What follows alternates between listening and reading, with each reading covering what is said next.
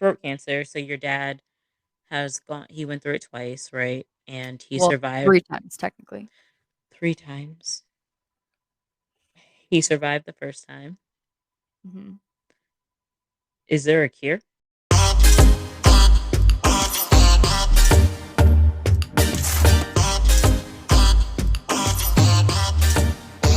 Hey, girl, hey. Hey. Oh, good Lord. I feel like every time I do this, and I've been saying it for the past few episodes, is that I need to start without laughing, but I just can't help it, No, we need to get the people excited. I Make guess, them feel like we were talking about something real good prior to. which I feel like we always are. But we're always going into like all these like deep topics. Let's try that again. I thought you were going to say something about a pocket. And so it's good for the people to know that we can actually laugh, even though, what we talk about half the time isn't something to laugh at. Yes, it's pretty true. Yeah, you're right. Yeah. But girl, I Mhm. just want to bring it up. I can't go too far into detail, but I wanted to share with everyone that one of my goals on changing my job is in the Woohoo! works and not fully finalized yet, but I'm transitioning. So I am very, very excited, as we all know, that I've been trying to get this done for I don't know how long, but it's finally happening. Yes, and it's so exciting. I'm so happy and so, so proud of you. Thank you. And we did actually talk about it probably in like the beginning of when we started podcasting. So it's pretty cool to We see did. a few months later. We Just, did. And I'm sure on one of the episodes I griped about my job. So, you know, yeah, I would think so. one or two, possibly four, but, you know, no big Yes. deal. So on to bigger and better things. Yes. Inner peace, right? That was my word. Peace, inner peace, what I'm working on. Yes, there you go. Come Changing full circle. yes, changing my job is slowly bringing me inner peace. Well, good. I like it because I have not been living up to being personable. Oh hell. Oh, let me tell you. Oh, there's still time. That We're is only in true. April. But I need a lot of work because all right, let's just take like a little moment here. So like today Okay. at work, there's this lady who emailed me and she's like, "Hey, are you like free for a few minutes?" And I'm like, "Yeah, I'm at my desk," thinking that she was gonna call me. And like not even 5 minutes later, she like shows up like at my desk, and I'm like, if you just like had like a thing to tell me or ask me or whatever, like why did you come all the way down to my desk for? Right. But I guess she wanted to tell me in person that she's leaving the job. Um, Oh. because well, throughout our conversation, I had learned that I'm a person there that she likes, and so she wanted to tell me in person as opposed to like me just like finding out like via other means or whatever. That's sweet. It is, but the whole time in the back of my head, I'm just like, I don't know why or how she got this impression because I do not like this lady. And I have Wow. I have my reasons. There were some things that she did that I didn't agree with. I mean, granted it was her job, but like just I don't know. I just didn't like what she was doing, and it was around the time actually this is relevant. It's around the time that I had just lost my dad, and so I was like just extra like not having it around that time, and so it just kind of Um like always like stuck with me that like I just don't like this woman. mm, Um, but I mean, I guess I've just done a good job at making her think that like we're like I don't know, cool or whatever. I guess, but I don't know. damn girl. Yeah, we definitely gonna work on those personable skills. You over here sending the wrong signals. Yeah, right? But I mean, hey, Oh. but is it the right ones? Because then to her, I'm being personable, I guess. Would that not be the case? I feel like if you're being personable, it's also genuine with I mean, intent. With intent. I guess. Not just oh, it just so happens that my non-personable ass was being personable in their perspective, so that's good enough. Is that not how it works? No. Okay, so I guess I still have some work to do. Absolutely, we all do every day for the rest of our lives, and we do nothing but learn and learn and learn. I've been seeing posts that say to change our, to change our mindsets, right? We're on Mindset Talk podcast, and Mhm. it's I'm not a failure. I'm learning. Yeah. Well, that's true. And I'm like, that's a good way to put it because, it's always been a thing of you lose your failing or you're not doing something rather than you're just doing something else in a more positive note. Right. Yeah. But I mean, there are some things that are actually just negative and that's just what it is. But, Yeah, definitely. but you're just learning to be personable. That's all. See, work in progress over here, You just learned you have to be intentional. which I will try to do that with the next person. I hope so.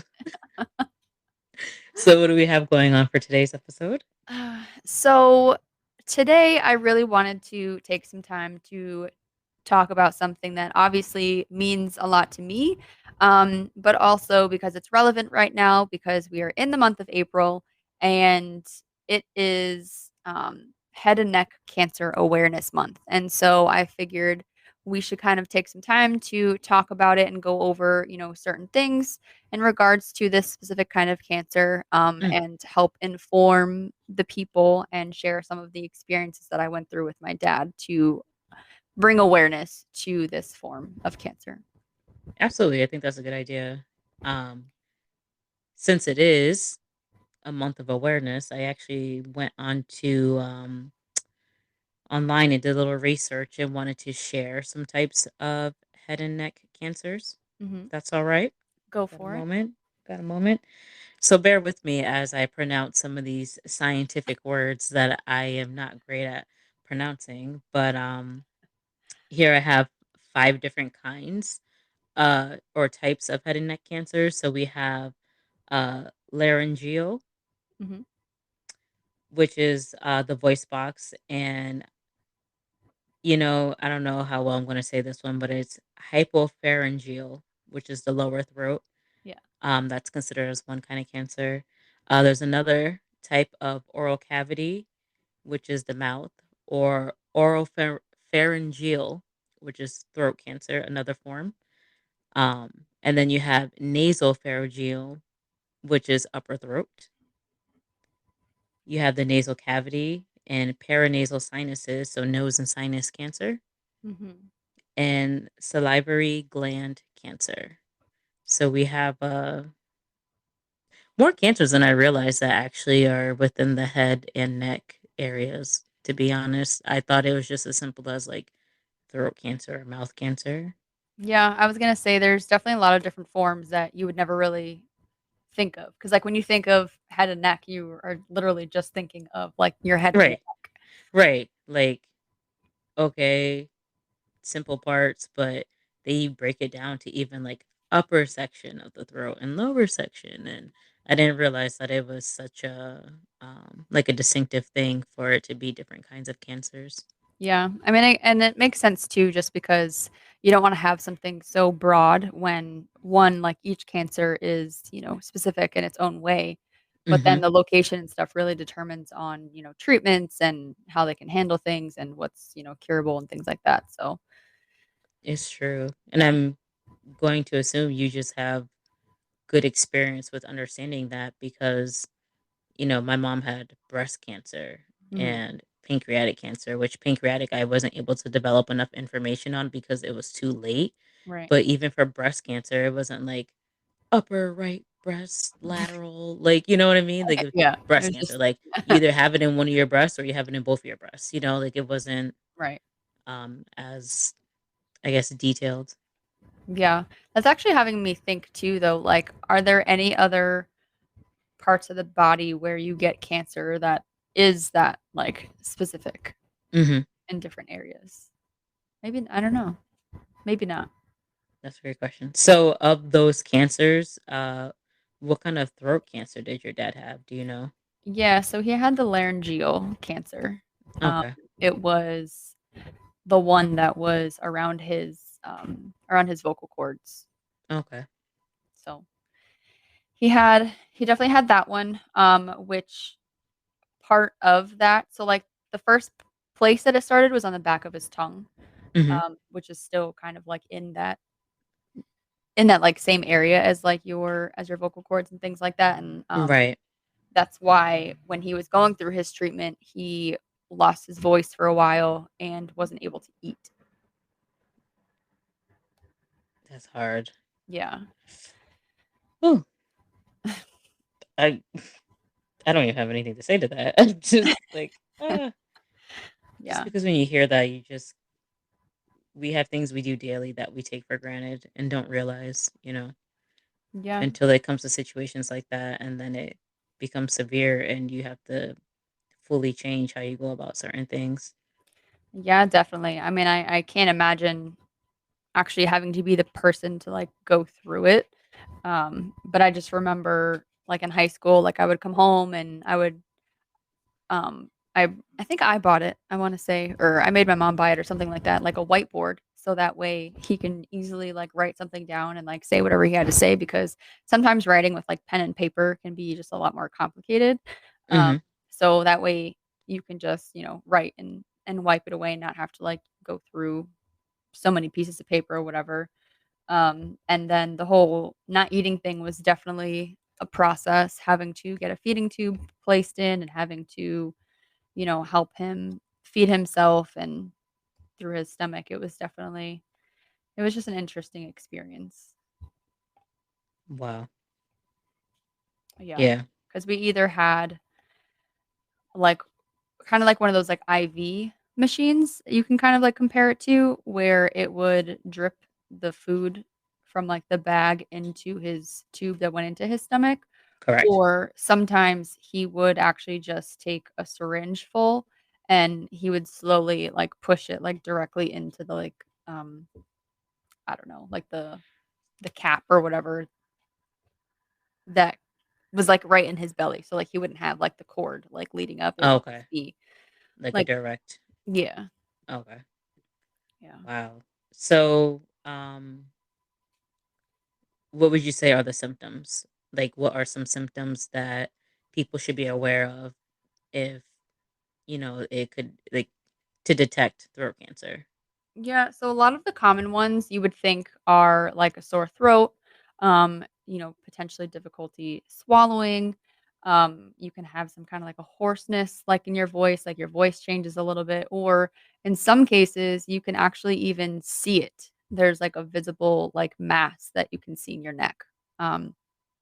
And my my dad actually had, I don't know, I guess I would say maybe like a few different things because he had to have had some kind of like a hoarseness in his voice because the reason why any of this even happened and why it was detected in the first place is Mhm. because he ran into someone that he used to work with like years ago. Like he hadn't seen this person in a long time. Yep. And he was like, "Rich, like your voice sounds funny. Like you should get that checked out."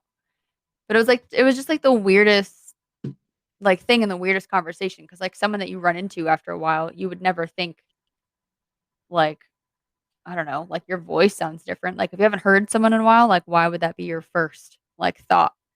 Right. And it was just something in my dad that made him go get it checked out, and that's kind of, like, when everything went downhill. Wow. It was just very weird.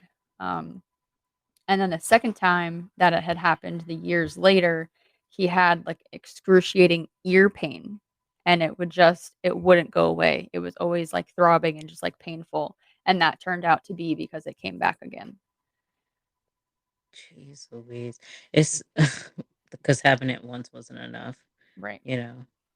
Oh my goodness. And I don't think that I've actually ever mentioned this on the podcast, but the other crazy part about this is not only did my dad go through this, but his brother actually developed throat cancer as well. And he had the symptom of this huge like mass in the side of his throat.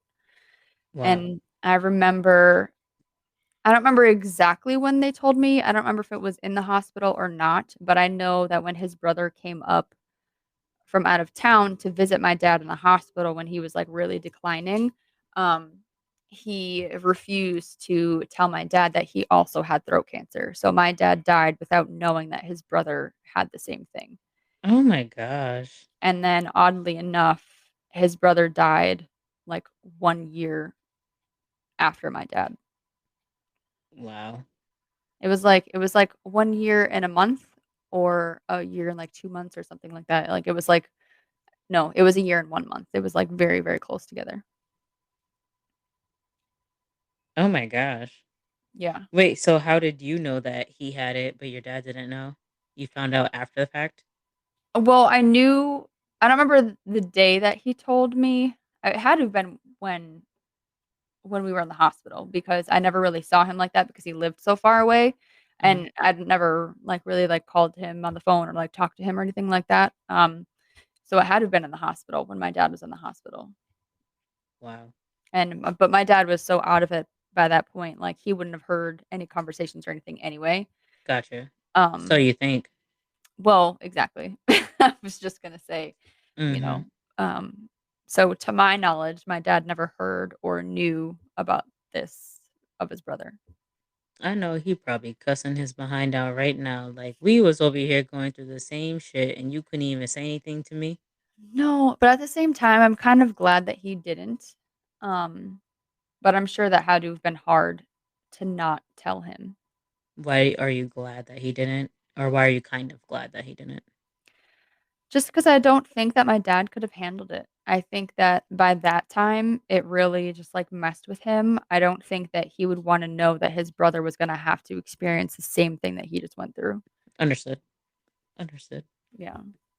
Is there any part of you that maybe thinks that your dad could have possibly given his brother some words of advice? You know what I mean? Rather than, I know Mhm. most people, when they would find out that a sibling or someone close to them is dealing with the same, trauma that they're going through, they, they're usually like saddened by it. Mm. But, excuse me, just knowing that your dad just you know, sounded like he always stayed positive, and that's from what I've experienced as well, aside from stories you share. Mhm. But like, would he have that leader kind of ability in him to be like, Mm. hey, like to try to cheer his brother up for going through it because, he's already gone through it once? Or you just know that he would most likely feel like that because of how late in the game it was for your dad at that point, that there kind of wasn't much hope left?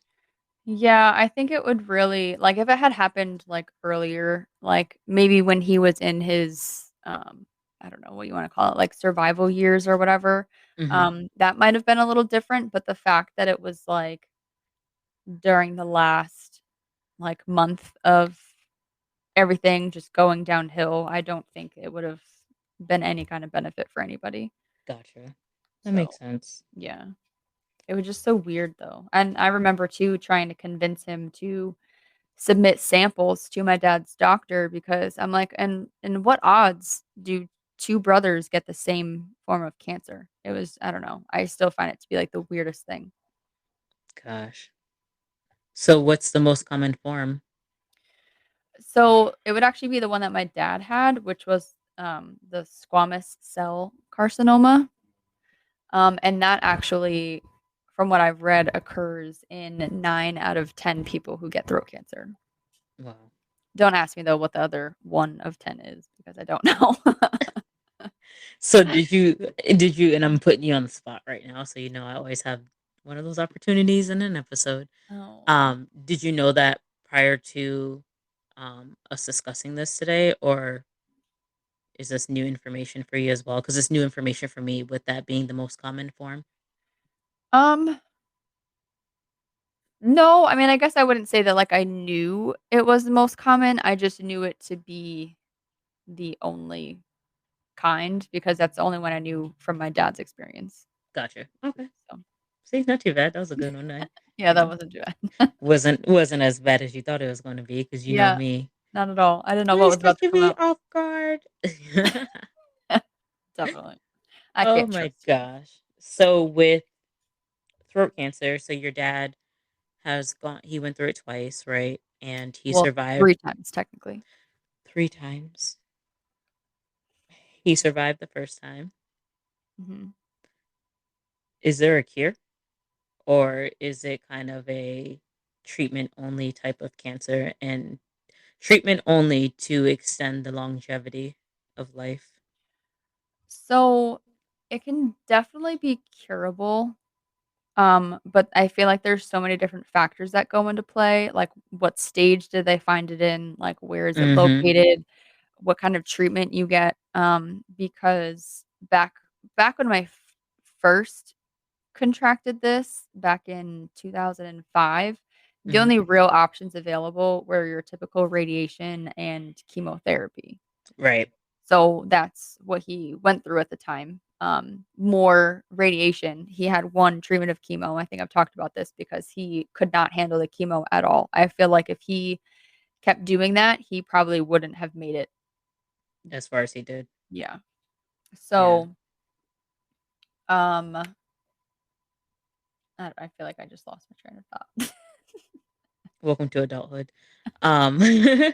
You're talking about chemo and thought. radiation, and 2005 being the most common forms then.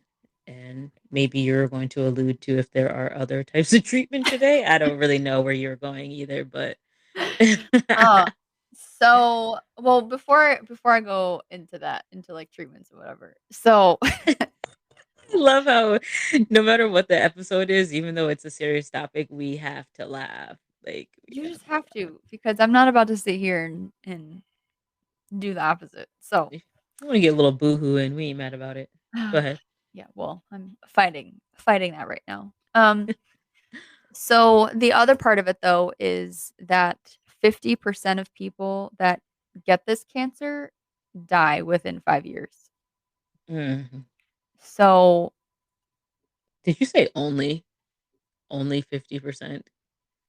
Because it's like that's a big number. I'm just saying, oh, like I was like, how else was I supposed to only say th- it? only 3%, but 50 is like that's a whopping size amount of people who have that 5 years. Yeah. So, is it curable? Yes. Um, but it's really up in the air if you're going to be one of the ones to successfully get treatment.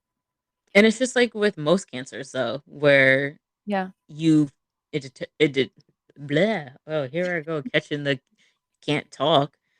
It really depends on what stage it's discovered in. Hmm. That helps It's to make a huge. huge difference with being, proactive and taking preventative care. Yeah. It definitely does. Yeah, because like you guys know, my dad had it in 2005, and he was cancer free for 11 years. Hmm. His brother got it in 2016, and he was gone the following year. Right. But with his case, I think that he refused any kind of treatment because he saw what my dad went through and he didn't want to follow in those footsteps. So he was just kind of like, I'm going to live my life the best that I can until it takes me. Naturally. Right. Yeah. He yeah, he definitely had that attitude. Cuz I remember talking to him about it and I was like do something, Right. get some ready cuz like his like I said like you can see it in the side of Hmm. his throat. So like you knew it was there. Um but it was just he just didn't want to. So I feel like you probably answered the question I was going to ask Uh-oh. with it being two different situations of one having treatment and the other not. Which route would you have taken? But you just told him to get something in your mentioning. You just mentioned like get something. So I'm like, would she get something? Would So you? you're asking me if I Now, would. now I'm asking you. Yeah, That's a good question because I feel like you never truly know until you're in that situation. Um, true that. and I don't know. Seeing everything that he went through, I'll tell you now, I'm definitely not as strong as he was, and I don't think that I would. I don't think I'd be able to make it as Do long you as he think? did. Do you think he knew he was that strong beforehand? No, I don't Something know. to think about. Yeah, I don't think so. I think we gave him the strength, like me, my mom, and my Hmm. sister. Yeah. So I'm just saying, like you say Right. that you're not that strong, but just like when we lost our parents, we didn't know how strong we were until we went through that stuff. Yeah. No, that's So true. it's very situational and depends on where you're at in your life at that time too. Like if you're living a good life and all of a sudden you get bad news, you're most likely going to do something to keep that bad news away and go back to having a good life. But if Right. you're already in a not good place and then not good news comes along, you're not going to be proactive in keeping the bad news away as well as you would if you were in a better place. That's my opinion. Right. No, that's true too. That's a good point. Um, but yeah, I don't know. I just feel like I'm just so traumatized from seeing everything that he went through. If I ever had to, I would probably just like lose my mind because anytime I feel like my swallowing is weird or like something is like off or whatever, like my mind just like goes like everywhere and I Rightfully so. drive myself crazy. Like I remember like I don't know, maybe like a couple months ago I had this like weird like rash on my throat and I completely like lost it. I I don't know. remember. So I don't Yeah. know. I don't think I'd handle it very well. So Well, hopefully we don't ever have to worry about that.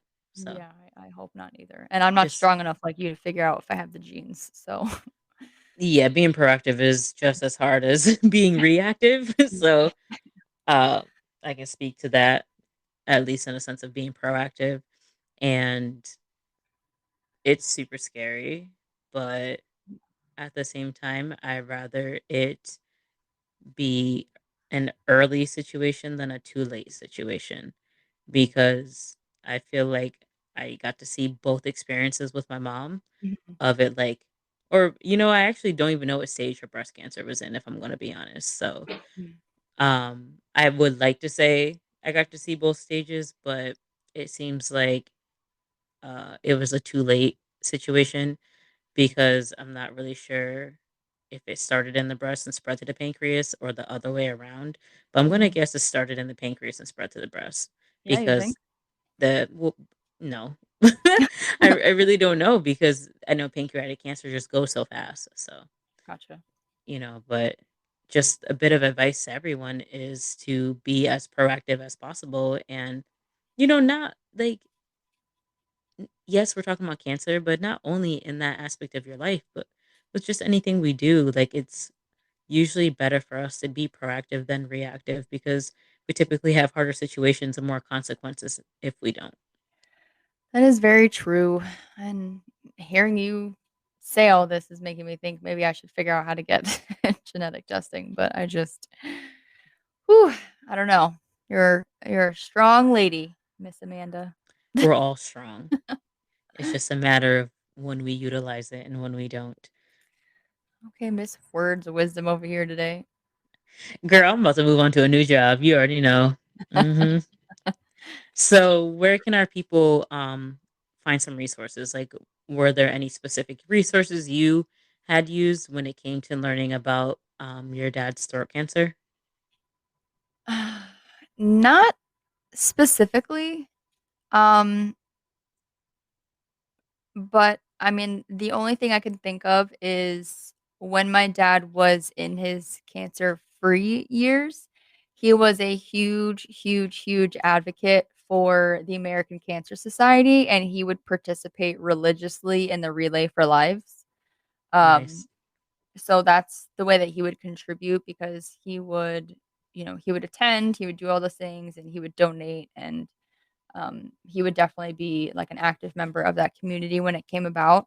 Hmm. Um, hence, one of the reasons why I I think I told the story before how I went there on his 11 years and surprised him at the Relay for Life event just to find out that a couple of weeks later is that it all came back. So Yeah. At least you were there and it was a good moment. it definitely was. He was very surprised and it was very fun to scare the shit out of him to Yeah, see y'all his two are face. some characters. Yeah. I'll never forget that day. It was funny because I remember I was getting so annoyed because they were taking so long to get there, and I was like, "Are they not gonna like come or show up? Like, what the hell?"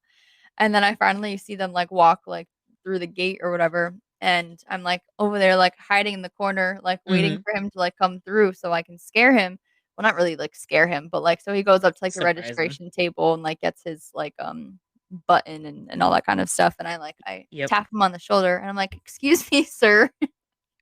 And Aw. he just like kind of like turns around and like looks at me and he turns back like towards the table and then he does like a double take and like his face just like lit up and like he was so like he was Aw. so happy and so shocked and he's like, "What? Like what are you doing here?" And I'm like, "God damn it, I wish I got this on camera." That would have been like the You best should thing have. ever.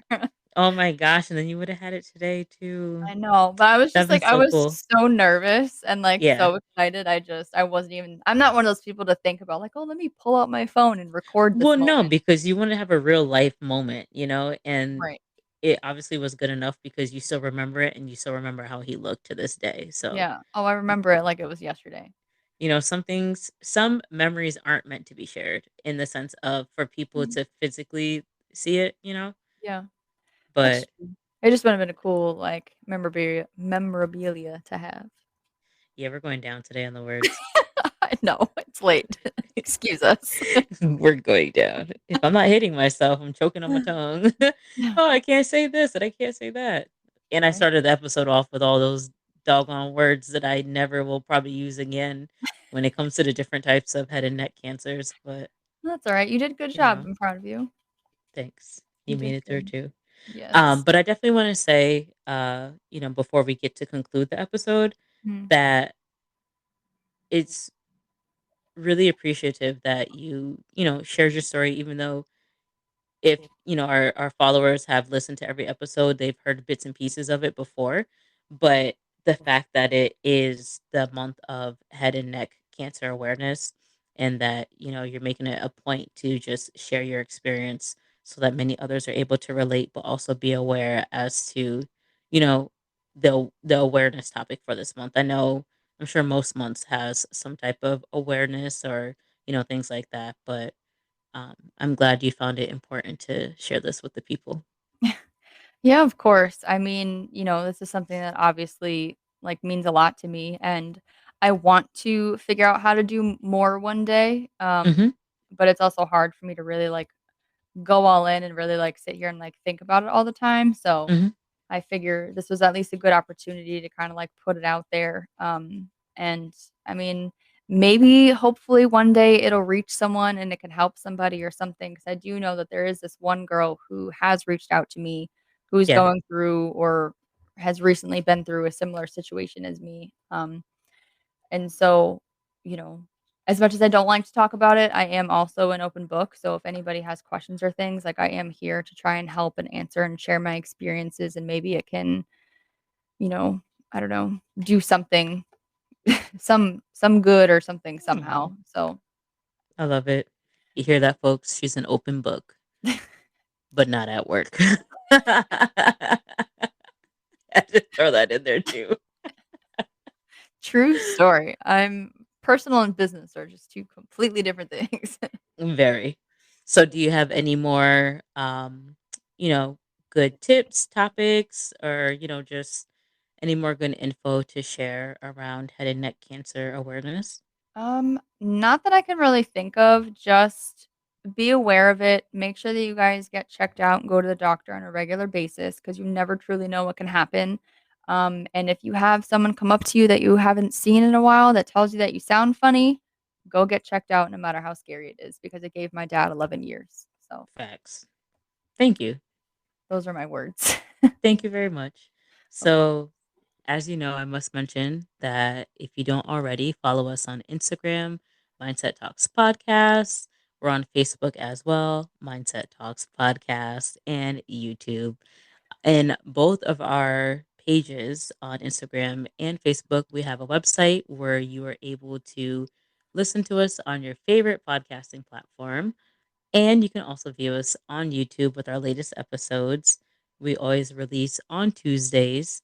So we would love for you to continue to tune in and listen to us. And we want to thank you for all of your support.